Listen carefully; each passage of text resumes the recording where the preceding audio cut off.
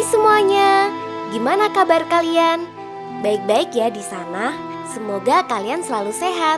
Hari ini Mimin mau ngelanjutin cerita kemarin yang berjudul Rocky Historian Go Haeryung. Dan sekarang kita udah masuk di episode kelima. Di episode sebelumnya, Pangeran Yirim mengatakan jati dirinya kepada pria misterius itu dengan mengatakan jika dirinya adalah seorang pangeran Joseon bernama Pangeran Dowon Yirim. Mendengar itu, Haeryung pun terkejut. Tak lama, ada seseorang yang memakai penutup wajah untuk menolongnya. Dia pun melepaskan anak panah tepat mengenai pedang si pria misterius itu.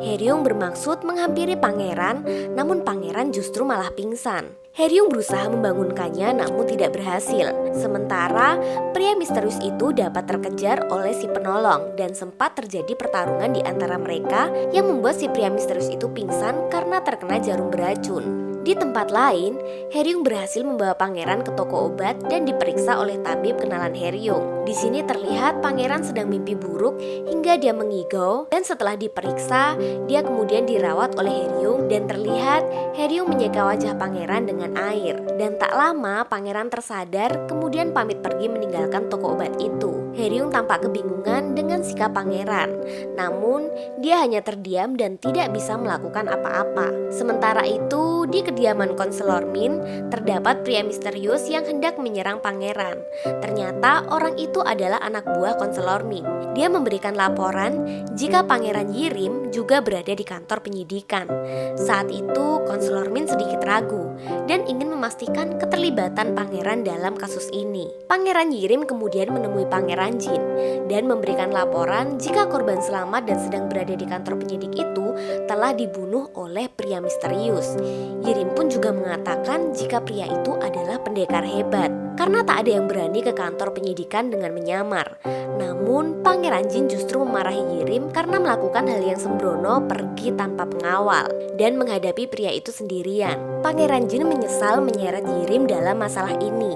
Pangeran Jin kemudian melarang Yirim ikut campur dan pergi meninggalkannya. Tetapi Yirim menghentikan langkah Pangeran Jin dengan mengatakan jika inti dari masalah ini adalah buku kisah Hodang. Yirim ingin sekali mengetahui isi dari buku itu. Namun lagi-lagi Pangeran Jin melarangnya dan memerintahkan Yirim untuk tidak mencari tahu tentang buku terlarang itu.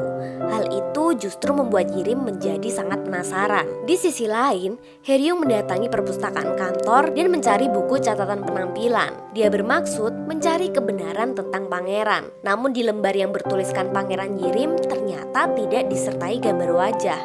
Hal itu mengingatkan beberapa kali pertemuan dengan pangeran di istana Nokseodang. Dan tak lama, teman lamanya datang menghampiri Haeryung. Karena rasa ingin tahunya itu, Haeryung kemudian menanyakan Pangeran Yirim kepada teman-temannya. Tetapi mereka justru mengatakan rumor yang dimana pangeran memiliki penyakit dan diasingkan di istana Nokseodang. Pangeran juga memiliki sikap pemarah dan suka membunuh. Hal itu menimbulkan keraguan bagi Haeryung. Sebelum cerita itu berlanjut, mereka dipanggil oleh petugas Han untuk menghadap petugas senior yang utusan konselor kampus kerajaan menginginkan para perempuan magang untuk bertugas di dalam istana. Hal itu sempat ditentang oleh petugas yang lain karena status mereka yang masih magang atau prabakti. Tetapi justru hal itu disetujui oleh petugas Min yang dimana dia akan segera menugaskan para perempuan untuk bekerja di istana. Keempat perempuan itu tampak kaget mendapat tugas tersebut. Berita itu pun terdengar sampai ke telinga Qasim Sambo yang kemudian melaporkannya kepada Pangeran Yirim. Qasim Sambo tampak panik ketika menyampaikan dan meminta pangeran untuk mengganti pakaian. Namun pangeran justru menolaknya karena merasa tidak boleh menipu sejarawan. Pangeran juga ingin berterus terang kepada Haeryung. Dan saat itu pula Qasim Sambo diminta untuk memakaikan jubah kebesaran pangeran. Dan tak berselang lama, Haeryung tampak gugup saat akan memasuki istana. Namun demi tugas yang diembannya, dia kembali memasuki istana Nokseodang. Dan di saat Haeryung memasuki ruangan pangeran, dia benar-benar percaya jika memang dia adalah Pangeran Dowon Yirim yang tidak tergambar di buku catatan. Tugas pertama Haeryung diawali dengan menulis menulis semua kegiatan pangeran yang sedang dilihatnya. Sedangkan pangeran sendiri hanya membaca buku. Di tempat terpisah, terlihat Sahui yang menjadi penulis di ruangan Pangeran Jin. Di tempat itu banyak rahasia yang dibicarakan, terutama masalah penanganan banjir yang tidak diketahui raja. Hal itu membuat Pangeran Jin ingin mencari tahu solusi untuk banjir dan kekeringan kepada pejabat yang berwenang. Namun berbeda dengan Yunim yang diperintahkan untuk ke istana Ibu Suri. Dia nampak dihalangi oleh beberapa pelayan dan kepala pelayan Choi yang membuatnya terduduk di depan istana. Ternyata hari itu Ibu Suri sedang melakukan pertemuan dengan seorang wanita yang dimana mereka membicarakan mengenai korban yang meninggal di kantor penyidik.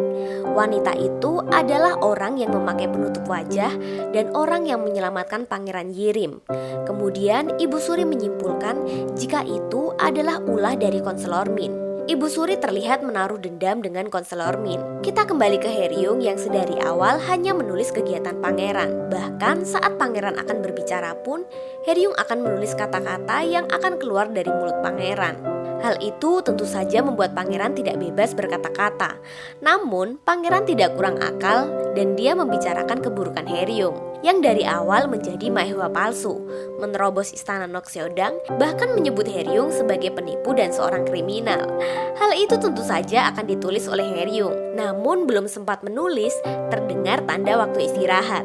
Haeryung segera meninggalkan ruangan itu, namun dihalangi oleh Yirim. Dia hanya ingin berterima kasih atas kejadian semalam dan berharap dapat bertemu kembali dengan keadaan yang lebih baik. Saat itu Haeryung mengatakan jika kita masih bisa berteman, dan Haeryung merasa sedikit kecewa karena pangeran tidak mengatakan sedari awal mengenai statusnya itu. Setibanya di kantor, keempat perempuan itu melaporkan hasil tulisannya kepada petugas senior. Dan seketika itu, mereka mendapat makian dan juga kemarahan dari petugas senior. Hal itu bukan tanpa alasan, tetapi karena keempatnya menulis hal yang tidak masuk akal dan tidak dapat tercatat sebagai catatan sejarah. Kemudian, keempatnya diminta meninggalkan ruangan itu. Mereka pun pergi ke perpustakaan dan Antran tampak mengkhawatirkan keadaan Haeryung yang dengan sukarela menggantikannya pergi ke istana Nokseodang. Yunim juga menanyakan tentang rumor mengenai Pangeran Yirim. Kemudian Haeryung mengatakan jika semua yang mereka katakan adalah salah. Pangeran orangnya tinggi, mempunyai kulit putih dan matanya juga indah namun sedikit aneh perilakunya. Setelah kejadian itu, Pangeran Yirim selalu teringat kata-kata dari Haeryung yang membuat perasaannya menjadi galau. Kemudian Qasim Sambo menghampiri pangeran dan menanyakan apa yang sedang terjadi. Namun tentu saja saat itu Qasim Sambo tidak dapat mengerti apa yang dirasakan pangeran. Hal itu membuatnya ikut berpikir keras. Di sisi lain, Konselor Go ingin memastikan apakah orang yang ditemuinya di istana siang tadi adalah orang yang dia sukai dulu. Tetapi karena ragu-ragu, Konselor Go hanya melihatnya dari kejauhan. Sedangkan di istana, Konselor Min memberikan laporan mengenai peredaran buku terlarang. Namun sampai saat itu dia belum mendapatkan informasi apa-apa mengenai penulis buku tersebut. Tentu saja hal itu membuat sang raja merasa kesal dan hanya melaporkan mengenai pengobatan dengan metode aneh. Kemudian Konselor Min mengingatkan jika 20 tahun yang lalu ada seorang tabib wanita yang menggunakan metode yang sama. Hal itu membuat raja marah karena wanita itu berkhianat dan seharusnya dihukum mati. Sang raja pun memerintahkan Konselor Min dan pejabat militer untuk mencari keberadaan wanita tersebut. Sedangkan di istana Nokseodang, seperti biasa, pangeran menunggu kedatangan Haeryung. Tetapi hari itu digantikan oleh Yunim. Hal itu membuat pangeran bertanya-tanya. Sedangkan Haeryung sendiri bertugas menjadi penulis Pangeran Jin. Pangeran Jin sekedar menanyakan pengalaman pertama menjadi penulis buat Yirim. Pangeran Jin tahu jika Yirim kurang bersosialisasi. Hal itu membuat Pangeran Jin mempunyai ide untuk mengajak Yirim bermain panahan. Setelah mereka sampai di tempat yang dituju, Pangeran Jin kemudian langsung melepaskan anak panahnya yang ternyata tepat sasaran. Hal itu tentu saja membuat gugup Yirim, yang dimana Qasim Sambo membisikkan jika permainannya dilihat sejarawan. Dan saat Yirim melepaskan anak panahnya, hasilnya jauh melenceng dari sasaran. Tentu saja membuat Pangeran Jin dan para sejarawan tertawa. Dia pun membuat alasan jika ada masalah dengan busurnya. Melihat Heryung masih tertawa, dia pun memilihnya untuk mencoba memanah dan akan memberikan hak untuk menertawakan dirinya. Tentu saja, kesempatan itu tidak disia-siakan oleh Heryung. Dan saat akan memulainya, Yirim terlihat menyepelekan Heryung. Namun hal itu dibalas tuntas ketika anak panahnya tepat sasaran. Dan alhasil itu membuat Yirim merasa malu. Setelah ditanya Pangeran Jin mengenai aksi memanahnya, Heryung mengatakan jika sedari kecil sudah menyukai olahraga memanah dan tentu saja menjadi hobinya. Mendengar itu, Pangeran Jin tertawa dan mengatakan jika Yirim salah memilih orang. Setelah selesai dalam permainan memanah, kemudian Pangeran Yirim pulang ke istana dengan wajah kesal. Namun tak lama, Heryung datang ke istana dan menanyakan mengenai Pangeran Jin yang sebelumnya menyebutkan Yirimlah yang telah memilih Heryung. Tetapi Pangeran Yirim mengatakan jika dia mengusulkan kepada Pangeran Jin untuk memilih calon sejarawan wanita yang keras kepala seperti lembu dan pemberani seperti jenderal. Namun Heryung mengatakan jika dirinya terpilih karena kriteria itu. Dan pangeran pun hanya tersenyum sembari mengatakan tak perlu berterima kasih. Lagi-lagi Heryung merasa jika pangeran mempunyai sikap yang aneh, lalu pergi meninggalkan istana. Namun di sisi lain, justru pangeran terlihat senyum-senyum sendiri teringat dia berhasil membuat Heryung kesal. Seperti biasa, setiap selesai bertugas, keempatnya menyerahkan laporan kepada petugas senior. Namun selalu mendapat makian karena tugas yang mereka tulis tidak menghasilkan apa-apa. Setelah selesai menyerahkan tugas, kemudian mereka keluar kantor dan terlihat Yunim yang begitu ceria.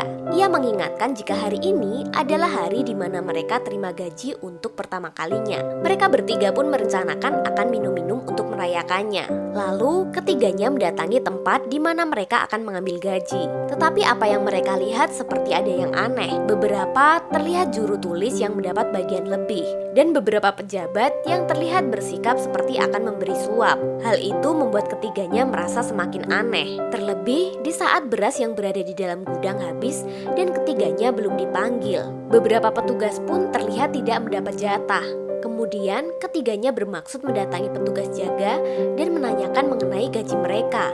Petugas jaga hanya mengatakan untuk kembali bulan depan. Hal itu tentu saja membuat mereka menjadi kecewa. Dan terlihat Yunimlah yang sangat terpukul atas kejadian itu. Heryung dan Ahran nampak memberikan dia semangat dan mencoba menenangkannya. Mereka pun menghibur Yunim dengan mengajaknya makan malam. Dan saat itulah Yunim mengatakan jika dirinya terpaksa meminjam uang untuk membayar biaya makan dan minum saat acara perpeloncoan. Tak lama, petugas Huang dan beberapa petugas senior lainnya datang dengan keadaan yang mabuk. Mereka pun bergabung dengan ketiga perempuan itu. Petugas Kim mengatakan jika hari ini semua makanan dia yang traktir, karena bulan ini untuk pertama kalinya dia menerima gaji secara penuh. Petugas An menambahkan jika sedari dulu dia dekat dengan juru tulis di bagian personalia, maka gajinya akan cepat turun secara penuh. Hal itu membuat bingung Heryung. Terlebih petugas Kim mengatakan jika untuk mendapatkan gaji secara penuh, dia harus membayar kepada juru tulis tersebut. Bahkan petugas Huang mengatakan jika itu sudah menjadi ada di negara ini. Mendengar itu, Heryung memahami jika ada kesalahan dalam sistem gaji dan harus ada perubahan. Setibanya Heryung di rumah, dia kemudian membuat petisi yang ditunjukkan untuk bagian personalia. Dan di sisi lain, terlihat Sahui memberikan laporan kepada konselor Min tentang beberapa kegiatan di istana. Dan saat akan pulang, dia berpapasan dengan petugas Min yang kemudian memperingatkan Sahui untuk berhati-hati agar tidak menjadi masalah di kemudian hari. Keesokan harinya, seorang petugas dari kantor personalia datang dan mencari Heryung. Setelah bertemu dengannya, petugas itu memarahi Heryung dan meluapkan emosinya karena petisi yang ditulis oleh Heryung. Petugas Min mencoba memperingatkan untuk tidak bertindak di luar batas kepada sejarawan. Namun karena terlalu emosi, dia tidak menghiraukan perkataan petugas Min dan terus memaki Heryung. Tentu saja hal itu membuat Heryung menahan tangis. Dia hanya merasa ada yang salah dan ingin memperbaikinya. Hari itu di istana Noxodang, pangeran menunggu kedatangan Heryung dan terlihat sudah lewat tengah hari. Tetapi tak terlihat Heryung. Tak berselang lama, pangeran melihat Heryung akan memasuki istana. Dia pun segera menunggu di ruangannya. Tak seperti biasa, Heryung yang masuk tanpa mengucapkan kata-kata. Justru hal tersebut membuat pangeran merasa salting. dan melihat Haeryung mulai menangis. Kemudian pangeran meninggalkan ruangan dan mempersilahkan Haeryung untuk menangis terlebih dahulu. Tak lama Haeryung pun menangis jadi-jadinya. Hal itu tentu saja membuat pangeran merasa terharu mendengar tangisan Haeryung yang penuh kesedihan. Lalu seperti apa kisah selanjutnya? Kita tunggu di episode selanjutnya. Kamsahamnida.